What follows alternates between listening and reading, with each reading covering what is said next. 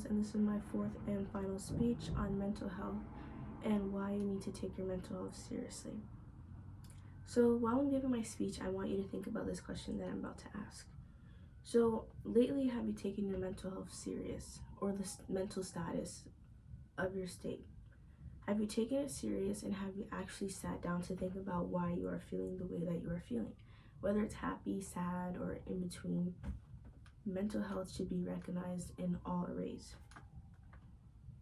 What is mental health? So mental health includes our emotional, psychological, and social well-being. And it affects the way that we think, the way that we feel, and the way that we interact with the world and others. Mental health is something that we all universally understand because we all universally deal with it, but we all go through it differently and at different phases in our life. We don't always pinpoint what can be the cause of our mental health challenges or struggles and why we're dealing with them.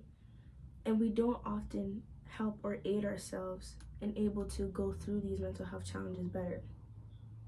One of the best things you can do when facing a mental health challenge is to come together and seek necessary help. Mental health matters because mental health influences our daily relationships, our physical health, and of course our mental state. A poor mental state or mental health can lead to other conditions in the body. And so it's very important that we start from the top, which is our mental, and work down in our bodies and keeping ourselves together. Before you can be resilient, you have to be aware of what's going on. So when mental health challenges start, they don't always become apparent to the sufferer or the person who's going through them. Oftentimes, the first sign of a mental health challenge is ordinary things become overwhelming and huge tasks, like working through something or keeping the motivation to just do the things that you love. They're no longer things that are desirable, and they become things that feel like a job. Recognizing when you're going through something or when the going gets tough is the highest sign of resilience and strength. When you recognize that you're having a mental health struggle, it gives you the attention that you need, and it gives you and yourself room to identify how you feel and to begin the process in managing and even healing what's going on with you. It gives you more room to be able to actually get the care that you need. Building support and reaching out is one of the biggest rules of mental health, and choosing not to struggle alone is the first and biggest step. Knowing who to reach out to and having just an important circle to reach out to shows the first signs of self-awareness and courage. Inviting trusted people into your mental health challenges encourages empathy, encouragement, and accountability. And being vulnerable with others to rally around each other encourages healthy connections and engagement, and can be a great way to help yourself when you're having a mental health challenge.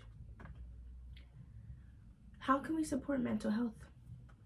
You can talk openly about your feelings with a trusted peer.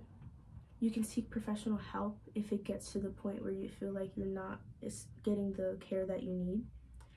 Getting regular exercise and putting yourself into a routine to be able to find what triggers you and then what helps you get out of those triggers, and maintaining a healthy basic routine are all good ways to support your mental health. Because mental health is practicing resilience every day. Mental health and mental well-being requires consistency, understanding, and compassion. Being kind to yourself and taking care of your mental state is an important everyday practice, just like brushing your teeth or taking a shower. Practicing boundaries, managing stress when applicable, and being kind to yourself when the going gets tough are all active parts of maintaining a healthy mental state. The importance of seeking help is that anyone can need help with their mental health. Things are hard, people process things differently, so seeking help is a sign of strength and it's not weakness at all. Early support can lead to a better recovery and better outcomes. It can help you be able to learn to manage your stress better. It can help you be able to learn to manage any mental health challenge that you face in the future better.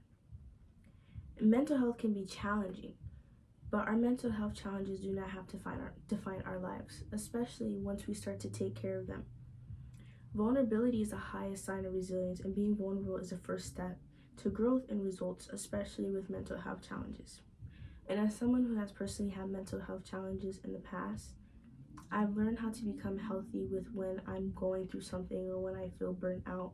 I've been able to get myself into a routine where I know that if something is taking me to a point where I feel like I am not going to be able to not be burned out by a situation, I have very healthy avenues and routes to be able to pick myself back up. So we all need to have something like that. And the first step of getting your mental health together is finding your avenues and seriously taking care of your mental health. And that's my speech on mental health. I hope that you all can learn something from it, and I hope that everyone can seriously have a decent conversation with themselves about what mental health is and being able to work on yours better.